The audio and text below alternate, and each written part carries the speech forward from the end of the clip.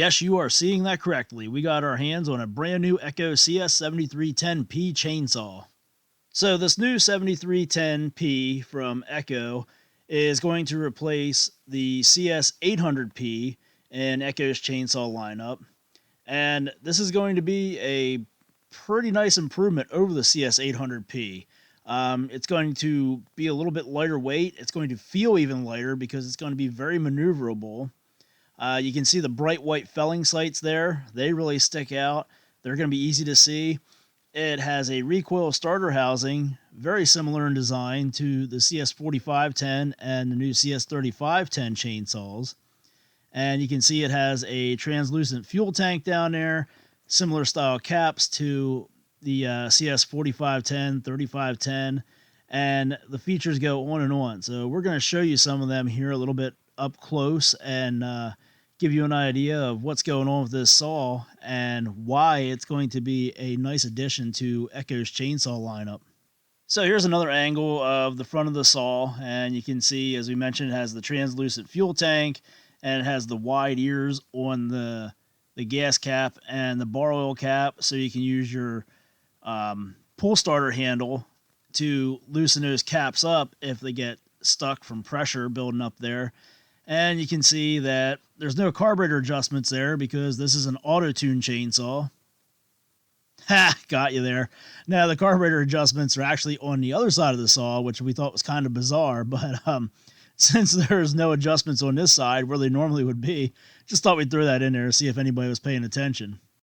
All right, back to the saw here. As we were saying, you can use the pull starter handle, as we're showing you here, on your fuel cap and your bar oil cap. If pressure builds up, you use the recoil rope handle as a tool to loosen those caps up.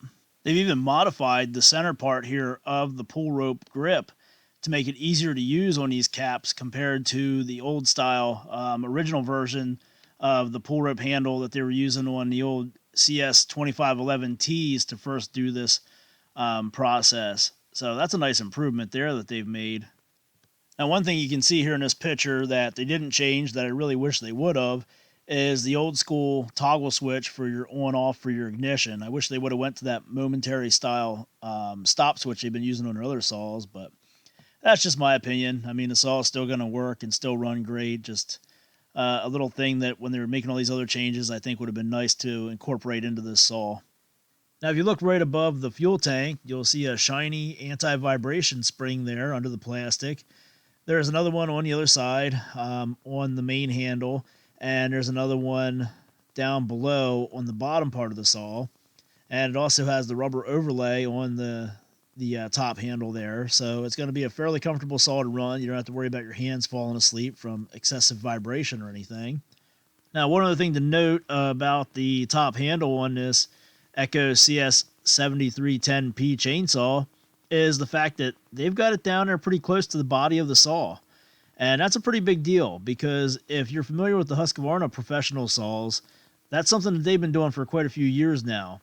You get that top handle down closer to the body of the saw and it makes the saw more maneuverable. Now, when you take a saw like this, that's already going to feel much lighter than the old CS-800P, and you lower that handle to make it even more maneuverable, it's only going to have to lose a pound or two to feel like just a much more agile saw than a CS-800P or any of the older versions of these big saws from Echo or any of the other manufacturers that you're used to running. Now, you might be saying, well, big deal, that doesn't do anything to improve the power of the saw or anything like that. But it is an important factor because if you have to run one of these things for 8 hours a day or 10 hours a day, whatever, if it's lighter or feels lighter and it's more maneuverable, it takes less effort to maneuver it, then it's just not going to wear you out as fast. So you're going to be able to stay more productive in a full day's work. So in front of our top handle, of course, we have the Inertia activated chain brake handle. And you can see it has some nice wide open windows in it, so you have good visibility. And the Inertia activated chain brake is one that is hard to mess up. And when I say hard to mess up, look, we've all had those people, we've all seen those people who latch the chain brake on and then try to remove their side cover and they're prying it and whatever else they can do to get it off there. They finally get it off there. They can't get it back on. They end up ripping the brake band out of there as the only way to get it back on and think they have it right then. You don't have to worry about that with this saw because the inertia activated chain brake band does not come off in the side cover. It stays on the saw. As you can see here in this picture, it is right there encased around the clutch drum and just stays right on the saw. So no worries of anybody on your crew ripping that side cover all apart and having to struggle to get that clutch brake band back into that side cover. Now you can also see here in this picture that the CS-7310P comes with a plastic roller chain catch, and it has some nice big inner dog spikes there that are easy to remove, and you can change them if you need to. Now, obviously, by the pictures we were just showing you there of the chain brake band and all that stuff, you could tell that this saw does not have an outboard clutch on it like a lot of the other newer saws that Echo has been coming out with. They kept the clutch to the inside on this saw and the bar to the outside. Now, this does use a rim sprocket style clutch, and you can see here on the bottom of the saw, underneath the clutch, you have an adjustment for your oiler. And you can get a nice look here at how they beefed up that corner where your chips come out so that you don't end up just wearing a hole through your fuel tank. They put a piece of aluminum in there to really sturdy that up and just keep the chips from wearing right through the plastic. Now, as I mentioned before, on the side cover, this does have a nice size dog spike there that is removable or changeable. Large size bar nuts. And what's really nice about these bar nuts is they're actually captured. So you take that side cover off and they're not coming out of there. They stay attached to the side cover, and that means you can't lose them. So that was a really cool feature. And right in between the bar nuts there, that's your chain tension adjustment. So we got side chain tension adjustment. And this side cover is also made out of metal. So really good design the whole way around on this side cover. So now let's move back up to the top of this chainsaw and get into some more of the stuff with the engine. You can see here there are 3 quarter-turn screws to remove the top cover. And while we're looking at the top cover, it's also important to note there is, of course, a decompression valve on there to make the starting easier. Now this is inside the top cover. You can see there's an area here that fits directly over top of the air cleaner that keeps it closed off. So there's no excess dirt and debris getting in there. This white plastic down here at the bottom, that is the channel that your air runs through coming up from the flywheel. And on the other side here, this white plastic piece, this blocks off the air from the engine, the hot air, so that everything stays nice and cool. Now, in the wintertime, if you're running this in frigid temperatures, you can actually pull this piece out, flip it around, and it creates a window there for the hot air from your engine to flow back towards your air cleaner and your carburetor to keep everything from icing up in those extremely cold conditions. Now here we have our automotive style paper air filter with the thumb screw in the middle to remove it. And underneath that, this thing sits into a nice rubber intake boot, and it has a lip on the bottom of the air filter, so you get a really nice tight seal around there and don't have to worry about dirt ingestion. And it seals off this entire carburetor area very well. Now we take that black debris shield out of there. We have access to the carburetor. In front of it, you can see the intake has a nice wall that it provides between your cylinder and your carburetor to help keep all the dirt and debris out. And it keeps the heat out as well. And there's even cooling fins here on the intake to help everything stay nice and cool and get optimum performance out of this chainsaw. Now, we showed you that plastic channel on the top cover. This black tube you see right here, this is where the air comes off of the flywheel. So it uses the flywheel to filter out the big chunks, and then it uses a few other stages to pass that clean air all the way back to the air filter. So by the time it reaches the air filter, it's already fairly clean. And what that means is just a longer service life for your air filter. So less maintenance, less money out the door, right?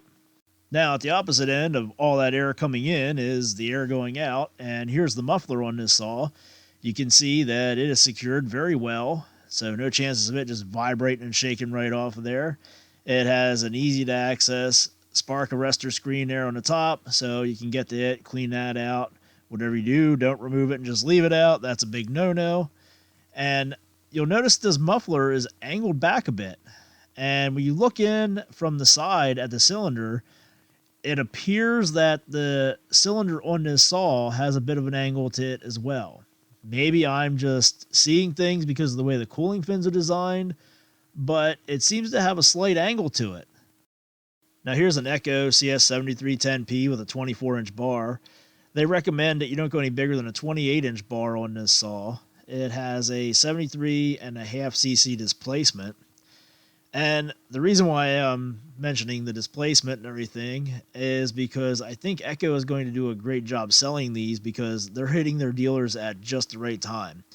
They're capitalizing on a hole in the market that was created by one of their competitors who discontinued a model of chainsaw that they had made for years in that 70cc class.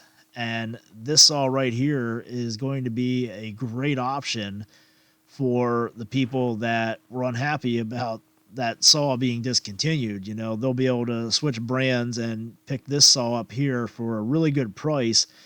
And it's going to have some great features to it that they might not have had with that other saw from that other manufacturer. I'll just leave it at that. I'm not going to mention any names, and I'm not going to say what's going on with that other saw or anything like that. But I think Echo has definitely had a great opportunity here to get a head start on sales for 2021. And this thing is hitting North American dealers at the perfect time for them. So great job by Echo. They did a really good job designing this saw. A lot of good features. It's a really powerful saw that's very maneuverable. I know a lot of the manufacturers out there are trying to lighten up their saws and make them more maneuverable and make them more comfortable to use for longer hours in the day, so that the guys use them can improve their productivity. And Echo did a great job with this one compared to the old CS-800P. I think this is going to be a really good seller for them. So enough rambling on from me. That's just my opinion about this saw. Keep contacting your dealers. If you have a dealer near you, keep calling them and seeing when they're going to get theirs in if they haven't already. And as soon as they get one in, if you want one, get down there and get it because they don't last long. They're selling really fast. That's going to do it for this video here. If you haven't done so already, be sure to subscribe to our channel, and thanks for watching.